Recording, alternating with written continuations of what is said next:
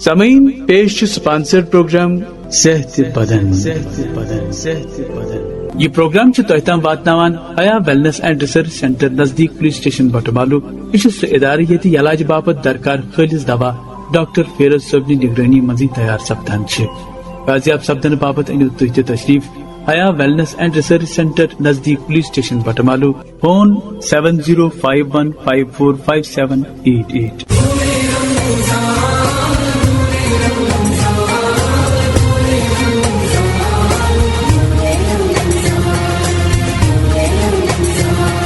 السلام علیکم ورحمۃ اللہ وبرکاتہ. میں ہوں رشید نظامی اور یہ پروگرام ہے صحت بدن. اس پروگرام میں ہم بات کرتے ہیں شیخ الحدیث محترم المقام مولانا مفتی نذیر احمد قاسمی صاحب کے ساتھ، اور ہمارے ساتھ یہاں پر رہتے ہیں صحت کے جو مسائل ہیں ان پہ بات کرنے کے لیے حیا اسپتال کے M D doctor Feroz Ahmed صاحب.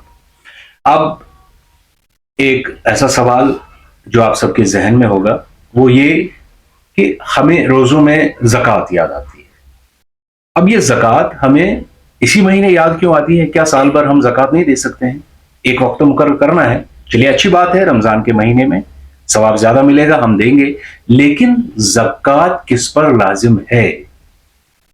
ٹھیک ہے، صاحب نصاب کون ہے، کتنا ہونا چاہیے اس کے پاس؟ آج مولانا صاحب سے یہی سوال کہ زکوٰۃ کس پر لازم ہے اور کون دے سکتا ہے، کس کو دینی ہے؟ بسم اللہ الرحمن الرحیم. زکوٰۃ اسلام کا ایک اہم ترین حکم ہے، بلکہ قرآن کریم میں اکثر جگہوں پر جہاں نماز پڑھنے کا حکم ہے وہیں زکوٰۃ دینے کا بھی حکم ہے. اتنی زیادہ تعداد میں آیتیں نہیں ہیں جن میں کہا گیا ہو کہ روزہ رکھو، لیکن زکوٰۃ کے متعلق بہت بڑی تعداد میں آیتیں ہیں اور نماز کے ساتھ اس کو جوڑا گیا ہے. زکوٰۃ ایک طرف سے اللہ کی رضا کے ذریعہ بنتا ہے، دوسری طرف سے خدمت انسانیت ہے اور مخلوق الحال انسانوں کی ہم مدد کرتے ہیں، اور اس طرح سے ہم زکوٰۃ دے کر کے اپنے آپ کو بالکل پاک صاف کرتے ہیں. قرآن میں بھی اللہ تعالیٰ فرماتے ہیں خذ من اموالہم صدقۃ تطہرھم بہا. زکوٰۃ کے بے شمار فائدے ہیں. اب رمضان میں ہی لوگ زکوٰۃ کیوں دیتے ہیں تو اس کی مختلف وجہ ہیں. ایک وجہ یہ ہے کہ لوگوں کا یہ مزاج بن گیا ہے کہ جیسے رمضان میں روزے فرض ہوتے ہیں، شاید زکوٰۃ بھی رمضان میں فرض ہوتی ہوگی، اس لیے ہم زکوٰۃ رمضان میں دیں گے اور حساب بھی کریں گے.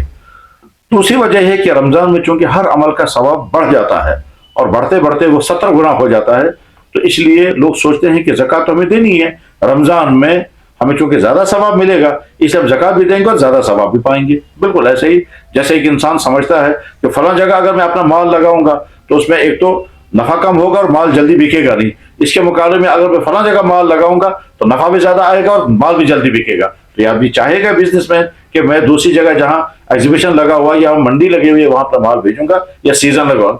تو گویا رمضان ورک سیزن ہے نیکیاں کمانے کا، اس سیزن کا فائدہ اٹھاتے ہوئے زکوٰۃ والے بھی زکوٰۃ دیتے ہیں. تیسری وجہ یہ بھی ہے کہ بہت سارے لوگوں کو زکوٰۃ لازم ہوتی ہی ہے رمضان میں، لیکن یہ ضروری نہیں ہے. کچھ لوگوں کو رمضان میں، کچھ لوگوں کو رمضان کے علاوہ زکوٰۃ لازم ہوتی ہے، اور وہ سمجھ میں تب آئے گا کہ جب اس بارے میں تفصیل کے ساتھ سمجھنے کی کوشش کی جائے اور بتانے والا ڈیٹیل میں بتائے کہ زکوٰۃ کس پر لازم ہوتی ہے. تو میں بہت مختصر عرض کرتا ہوں کہ پہلی بات یہ ہے گھر کی وہ تمام چیزیں جو استعمال میں آتی ہیں ان پر زکوٰۃ لازم نہیں ہے. مثلا بسترے، برتن، قالین، فریج، واشنگ مشین اور اس طرح کی استعمال کی جتنی چیزیں، چاہے وہ الیکٹرانک کی چیزیں ہوں چاہے دوسری چیزیں ہوں، ان تمام چیزوں پر زکوٰۃ نہیں ہے. آپ کی گاڑی، آپ کا اسکوٹر، چاہے کئی کئی گاڑیاں ہیں اور استعمال کے لیے ہیں، ان پر بھی زکوٰۃ لازم نہیں ہے.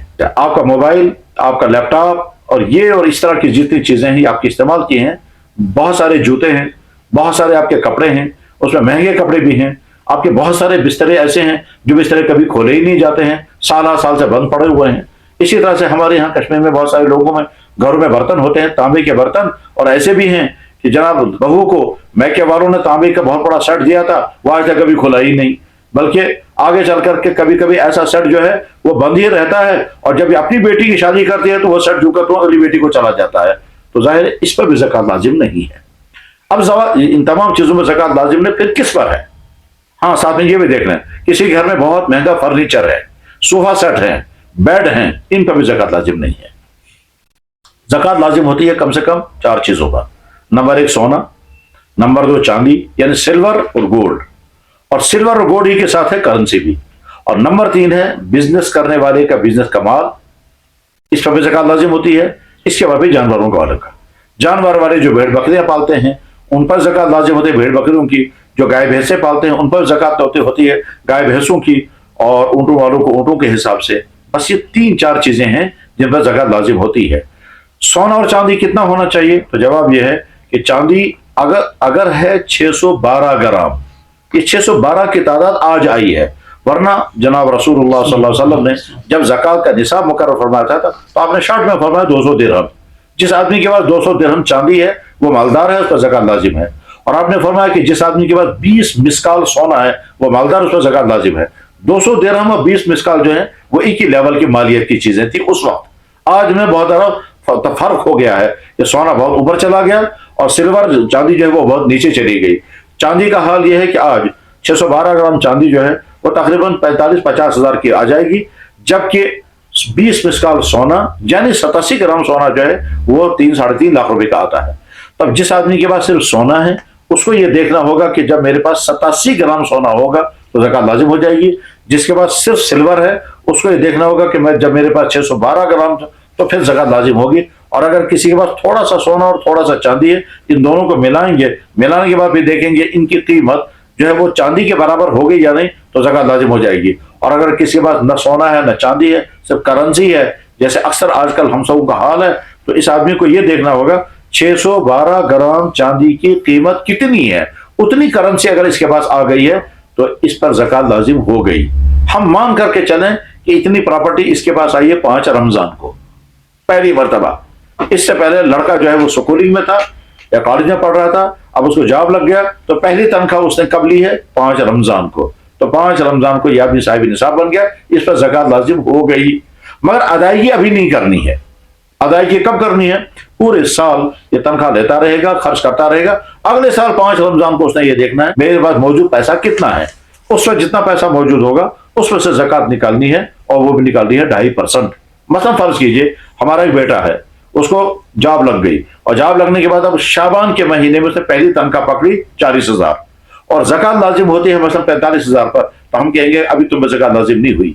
इसने कुछ पैसा बाप को दिया, कुछ पैसा माँ को दिया, कुछ अपने पर खर्च किया, और इस तरह से 15-20 हजार उसके पास मौजूद है। तो अगला महीना रमजान आ गया, और रमजान के महीने में उसने जब दूसरी सैलरी पकड़ी तो पीछे से 15-20 हजार था, अब 40,000 यहाँ से। तो जिस तारीख को इसने तनख्वाह पकड़ी उसी तारीख को ज़कात वाला बन गया, क्योंकि 40,000 यहाँ से सैलरी दी, 15-20 हजार पहले से मौजूद थी, तो गोया 55-60 हजार के माल इसके बाद जमा हो गए, ज़कात लाजिम हो गई। अब ये पूरे साल तनख्वाह लेता रहेगा, खर्च करता रहेगा, कपड़े बनाएगा, स्कूटर खरीदेगा, गाड़ी खरीदेगा, माँ बाप को देगा, बीमार हुआ तो इलाज कराएगा, पैसे आते रहेंगे, खर्च होते रहेंगे। तो अगले साल 5 रमजान को इसको देखना होगा कि मेरे पास पैसा कुल कितना है। अगर ये 40,000 से 45,000 से कम है तो ज़कात नहीं है, और अगर 45,000 या उससे ज्यादा है तो ज़कात है। मसलन हम मान करके चले कि अगले साल 5 रमजान को इसके पास 1 लाख रुपए जमा है, बाकी पूरे साल इसने खाया पिया, कपड़े फंक्शनों में गया, कपड़े बनाए वगैरह, और सब करके फिर 1 लाख रुपए बाकी है, तो 5 रमजान को 1 लाख की 2,500 ज़कात उसको देनी होगी। बहुत जबरदस्त। आपके जहन में कोई सवाल है? नहीं, बस बहुत। तो बहुत बहुत शुक्रिया मौलाना साहब, आपने बहुत अच्छे तरीके से समझाया तमाम लोगों को। आपको बहुत बहुत शुक्रिया। फिरोज साहब आपका भी बहुत बहुत शुक्रिया। अपने देखने वालों से लेते हैं इजाजत, अगले प्रोग्राम में होगी फिर मुलाकात। अस्सलाम वालेकुम।